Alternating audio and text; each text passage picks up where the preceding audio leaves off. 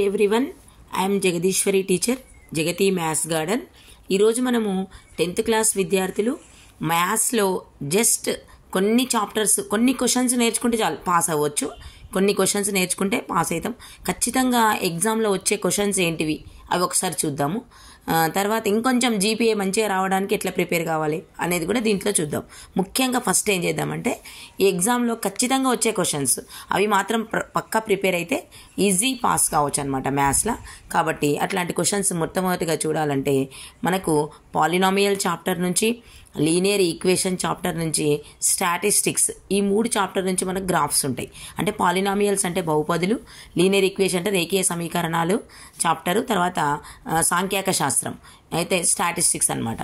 First polynomial అంటే బహుపదుల నుంచి graph వస్తుంది. గ్రాఫ్ వచ్చి డ్రా ద గ్రాఫ్ అంటాడు, అన్నప్పుడు ఫైండ్ ద జీరోస్ అంటాడు. బహుపది లోపల బహుపది గ్రాఫ్ గీయండి, తర్వాత శూన్యాలు కనుగొనమనే క్వశ్చన్ వస్తుంది అనమాట. అయితే మనకి ఈ గ్రాఫ్ క్వశ్చన్ కనుక ఖచ్చితంగా నేర్చుకుంటే 6 మార్క్స్ వస్తాయి. కాబట్టి గ్రాఫ్ క్వశ్చన్ ఖచ్చితంగా ప్రాక్టీస్ చేయాల్సి ఉంటుంది. జస్ట్ పాస్ కావాలన్న వాళ్ళు కూడా గ్రాఫ్ క్వశ్చన్ ఖచ్చితంగా నేర్చుకుంటే కనుక మంచి మార్క్స్ వస్తాయి. నెక్స్ట్ నిర్మాణాలు అంటే కన్స్ట్రక్షన్స్ మనకు 2 చాప్టర్ల నుంచి వస్తున్నాయి. ఒకటేమో సిమిలర్ ట్రయాంగిల్స్ అంటే సరూప త్రిభుజాలు, రెండవది సీకెంట్ అండ్ టాంజెంట్ చాప్టర్ నుంచి అంటే స్పర్శరేఖ construct the 2 pair of tangents అనమాట. ఎక్స్టర్నల్ పాయింట్ నుంచి పేర్ ఆఫ్ టాంజెంట్స్ కన్స్ట్రక్షన్ చేయడం వస్తుంది. అయితే వృత్తానికి బాహ్య బిందువు నుండి స్పర్శరేఖలు గీయమని ఒక క్వశ్చన్ వస్తుంది అనమాట. ఈ క్వశ్చన్ ఈ సిమిలర్ ట్రయాంగిల్స్ కన్స్ట్రక్షన్ అనే రావచ్చు, ఈ construction pair of tangents chapter నుంచి కూడా రావచ్చు. అంటే ఇది ఉంది కదా స్పర్శరేఖలు మరియు ఛేదన రేఖలు చాప్టర్ నుంచి కూడా కన్స్ట్రక్షన్ ఏదైనా ఒకటి రావచ్చు. కాబట్టి ఈ కన్స్ట్రక్షన్స్ ఖచ్చితంగా నేర్చుకోవాల్సిందే. నెక్స్ట్ ఇంకా మనకు సెట్స్ చాప్టర్ ఉంది, సమితులు. ఈ సెట్స్ చాప్టర్లో ఆల్ ఎక్సర్సైజెస్ ఇంపార్టెంట్. దీంట్లో చిన్న క్వశ్చన్ వస్తుంది. తర్వాత ఇక్కడ మనకి సెట్స్ చాప్టర్లో ప్రతి క్వశ్చన్ చాలా చిన్న క్వశ్చన్స్ ఇంపార్టెంట్. దీంట్లో 2 మార్క్స్ క్వశ్చన్ వస్తుంది, 6 మార్క్స్ క్వశ్చన్ కూడా వస్తుంది. కాబట్టి ఖచ్చితంగా సెట్స్లో మంచి చాప్టర్ అది, అన్ని క్వశ్చన్స్ నేర్చుకోండి. నెక్స్ట్ స్టాటిస్టిక్స్ అంటే సాంఖ్యాక శాస్త్రం. దీంట్లో సగటు అంటే మీన్, మీడియన్ అంటే మధ్యగతము, మోడ్ అంటే బాహుళకం, ఫైండ్ ద మీన్ 3 మెథడ్స్ ఉంటాయి. డైరెక్ట్ మెథడ్, ప్రత్యక్ష పద్ధతి, తర్వాత డీవియేషన్ మెథడ్, తర్వాత స్టెప్ డీవియేషన్ మెథడ్, విచలన పద్ధతి అంటాం డీవియేషన్ మెథడ్నే. తర్వాత స్టెప్ డీవియేషన్ మెథడ్ అంటే సంక్షిప్త విచలన పద్ధతి. ఇట్లా 3 పద్ధతులు ఉంటాయి. ఆ 3 పద్ధతులు కూడా ఖచ్చితంగా టేబుల్ నేర్చుకోవాలి, ఫార్ములాస్ కూడా నేర్చుకోవాలి. నెక్స్ట్ మీడియన్లో మనకు 2 మెథడ్స్ ఉంటాయి. ఒకటేమో గ్రాఫ్ ద్వారా కూడా మీడియన్ని ఫైండ్ అవుట్ చేయొచ్చు, ఒకటి ఫార్ములా ద్వారా కూడా మనం మీడియన్ని ఫైండ్ అవుట్ చేయొచ్చు. మీడియన్ అంటే మధ్యగతం అనమాట. నెక్స్ట్ బాహుళకం అంటే మోడ్, ఫైండ్ ద మోడ్ అంటే ఒకటే మెథడ్ ఉంటుంది, ఫార్ములా నేర్చుకోవాలి, తర్వాత టేబుల్ కూడా నేర్చుకొని లెక్క చేయాల్సి ఉంటుంది. నెక్స్ట్ ఈ చాప్టర్ నుంచి మనకు మెయిన్ ఇంపార్టెంట్ పక్కా వచ్చే క్వశ్చన్ అనమాట. ఈ 4 క్వశ్చన్స్, ఈ 4 రకాల క్వశ్చన్స్ వస్తాయి. తర్వాత ఇంకో క్వశ్చన్ ఏమొస్తుంది, రైట్ ద మీడియన్ ఫార్ములా అంటే మధ్యగతం సూత్రం రాసి అందులో ఉన్న పదాలను వివరించండి, లేకపోతే బాహుళకం సూత్రం రాసి పదాలను వివరించండి, లేకపోతే mode right the mode formula and explain it's words అని మనకు 4 మార్క్స్ కింద క్వశ్చన్ ఇచ్చే అవకాశం ఉంటుంది ఖచ్చితంగా. కాబట్టి ఈ 4 చాప్టర్ గ్రాఫ్స్, కన్స్ట్రక్షన్స్, సెట్స్, ఈ స్టాటిస్టిక్స్ చాప్టర్ ఖచ్చితంగా ప్రిపేర్ అయితే మాత్రము ఈజీగా పాస్ అవుతారు అనమాట. తర్వాత నెక్స్ట్ ఇంకొక ఇంపార్టెంట్ ఏంటంటే రియల్ నంబర్స్ అంటే వాస్తవ సంఖ్యలు అనే చాప్టర్లో మనకు ఖచ్చితంగా వచ్చే question show that √2 is irrational, √2 అనేది కరణీయ సంఖ్య అని చూపుము. ఇట్లాంటి క్వశ్చన్స్ మనకు 31 పేజీలో ఉన్నాయి. ఇట్లాంటి క్వశ్చన్స్ ఖచ్చితంగా 4 రకాలు ఉన్నాయి. అవి ఒకటి √2 మోడల్, ఒకటి √2 + √3 మోడల్. దీన్ని ఇంకొంచెం డిఫికల్ట్ చేయాలంటే 3√5 + √2, 2√5 + 3√2 ఇట్లాంటి క్వశ్చన్స్. నెక్స్ట్ 2 - √3 మోడల్, ఇంకేం రావచ్చు 2 - √3 మోడల్లో 2√3 - 5 అట్లా రావచ్చు. 2 × √3 ఈ 4 టైప్స్ ఆఫ్ క్వశ్చన్స్లో ఖచ్చితంగా అవి నేర్చుకుంటే ఏదో ఒక క్వశ్చన్ ఖచ్చితంగా ఎగ్జామ్లో వస్తుంది. ఈ పైన చెప్పిన టాపిక్స్ కనుక నేర్చుకుంటే ఖచ్చితంగా పాస్ అవుతారు. ఇంకా కొంచెం ఎక్కువ మార్క్స్ రావాలి, ఇంకొంచెం మంచి క్వశ్చన్స్ చూద్దాము అంటే మనకి ఇంకా దీంట్లో ఈజీ క్వశ్చన్ ఏమవుతుందంటే ఇక్కడ మనకి అప్లికేషన్ ట్రిగ్నోమెట్రీ అంటే త్రికోణమితి అనువర్తనాలు చాప్టర్ నుంచి అక్కడ సందర్భం ఇస్తాడు. ఏం సందర్భము? ఒక వ్యక్తి ఒక చెట్టుకు కొంత దూరంలో నిలబడి ఆ చెట్టు పైభాగాన్ని ఊర్ధ్వకోణంతో చూస్తున్నాడు. అయితే దానికి సంబంధించిన పటం గీయండి, లేకపోతే డ్రా ద ఫిగర్ అని ఒక సిచ్యువేషన్ ఇచ్చి ఫిగర్ గీయమంటాడు. కాబట్టి అట్లాంటి ఫిగర్స్ మనం నేర్చుకుంటే 2 మార్క్స్ వస్తుంది. తర్వాత మెన్సురేషన్ చాప్టర్లో ఏమంటాడంటే, ఒక స్తూపం ఉంది, స్తూపంకు ఒకవైపు శంకు ఉంది, మరొక వైపు ఏముంది, అర్ధగోళం ఉంది. దీనికి సంబంధించిన పటం గీయండి, లేకపోతే శంకుకి పైన అర్ధగోళం బోర్లించబడింది, దానికి సంబంధించిన పటం గీయండి అని ఇట్లా క్వశ్చన్ 2 మార్క్స్లో వచ్చే అవకాశం ఉంది. అయితే cylinder one side attach the cone and another side hemisphere, ఇట్లా సిచ్యువేషన్స్ని బట్టి డ్రా ద ఫిగర్ అనే క్వశ్చన్ ఖచ్చితంగా ఎగ్జామ్లో వచ్చే అవకాశం ఉంది. తర్వాత మనకి ఇంకా మెయిన్గా మంచి క్వశ్చన్స్ అంటే ప్రాబబిలిటీ చాప్టర్లో ఈజీగా మనం మార్క్స్ ఎట్లా చేసుకోవచ్చు అంటే, ప్రాబబిలిటీలో మెయిన్ 2 మార్క్స్ క్వశ్చన్స్ చాలా ఈజీ వస్తాయి.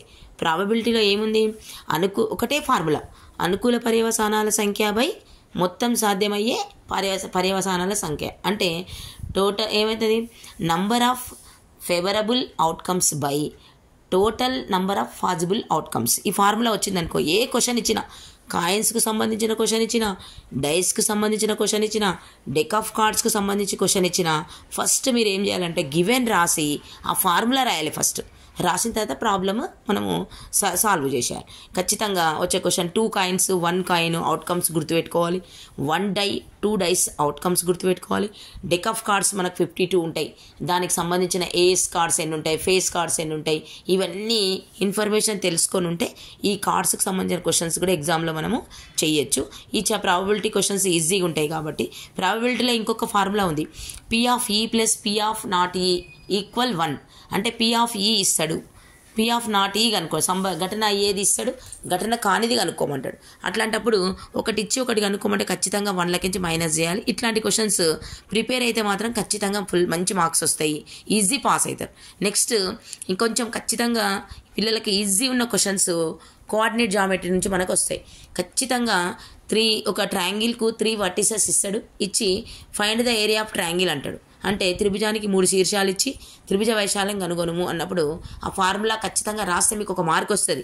ఫార్ములా రాసినాక అందులో వాల్యూస్ డినోట్ చేసి x1 y1 x2 y2 అట్లా అవి గుర్తించి ఫార్ములాలో రాస్తే అక్కడ 1.5 మార్క్ వస్తుంది. కాబట్టి ఆ క్వశ్చన్ ఈజీ ఉంటుంది, అది ఖచ్చితంగా వచ్చే క్వశ్చన్ నేర్చుకోవాలి.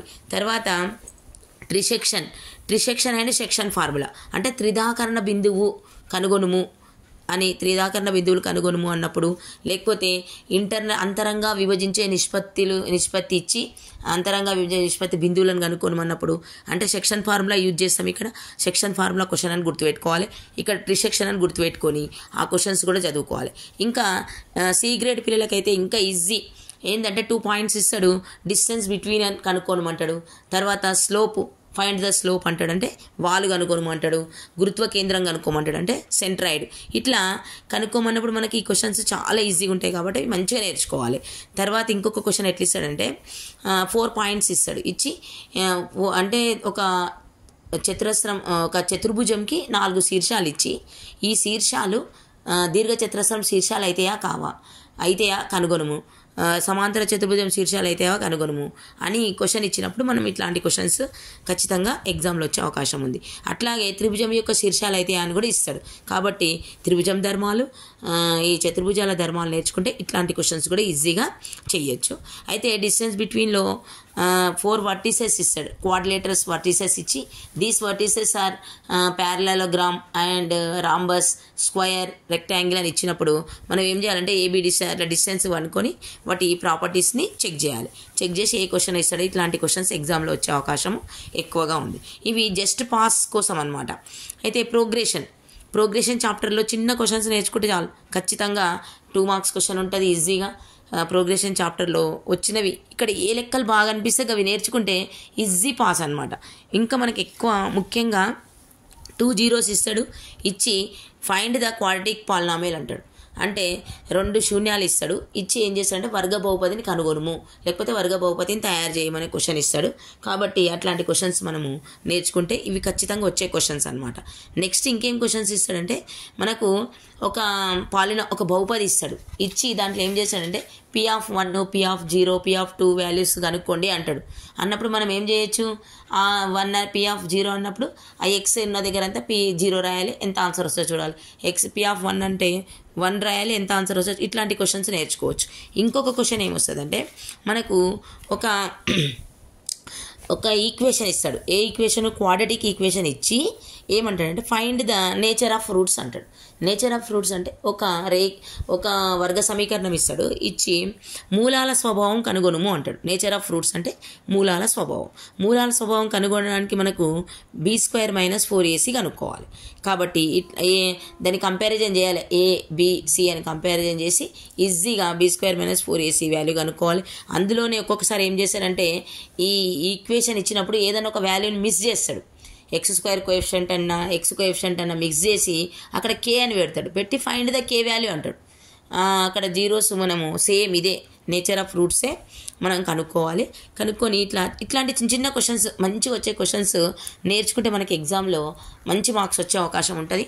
ఇంకా మనకి ఎగ్జామ్లో ఇంకొక క్వశ్చన్ కూడా వస్తుంది. ఏంటంటే పేర్ ఆఫ్ లీనియర్ ఈక్వేషన్లో ఒక టేబుల్ ఉంది.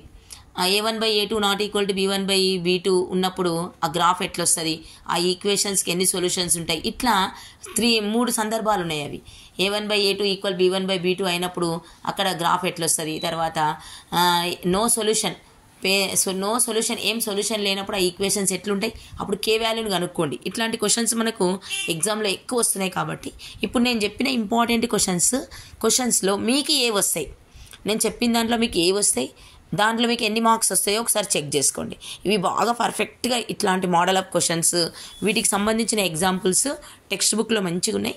ఫస్ట్ ఎగ్జాంపుల్ సమ్స్ మంచిగా ప్రాక్టీస్ చేయండి. తర్వాత డూ దిస్ సమ్స్ ప్రాక్టీస్ చేయండి. మంచి మార్క్స్ స్కోర్ చేయొచ్చు. జస్ట్ పాస్ కోసము ఖచ్చితంగా గ్రాఫ్ క్వశ్చన్స్ నేర్చుకోవాలి, కన్స్ట్రక్షన్ క్వశ్చన్స్ నేర్చుకోవాలి, రియల్ నెంబర్స్లో షో దాట్ క్వశ్చన్స్ నేర్చుకోవాలి, సెట్స్ చాప్టర్లో ఆల్ ఎక్సర్సైజెస్ నేర్చుకోవాలి, మీడియన్ మోడ్ ప్రాబ్లమ్స్ నేర్చుకుంటే ఖచ్చితంగా పాస్ అవుతారు. కాబట్టి మీకు ఎంతవరకు వచ్చు, మీరు పాస్ మార్క్స్ దగ్గర ఉన్నారా లేదా, ఒకసారి మీరు ఈ క్వశ్చన్స్ నేర్చుకొని నేను చెప్పిన దాంట్లో సగం నేర్చుకున్న ఖచ్చితంగా పాస్ మార్క్స్ వస్తాయి. కాబట్టి మీకు ఈ క్వశ్చన్స్ ఎంతవరకు వచ్చో మీరు నేర్చుకోవడానికి ప్రయత్నించండి. All the best. Thank you.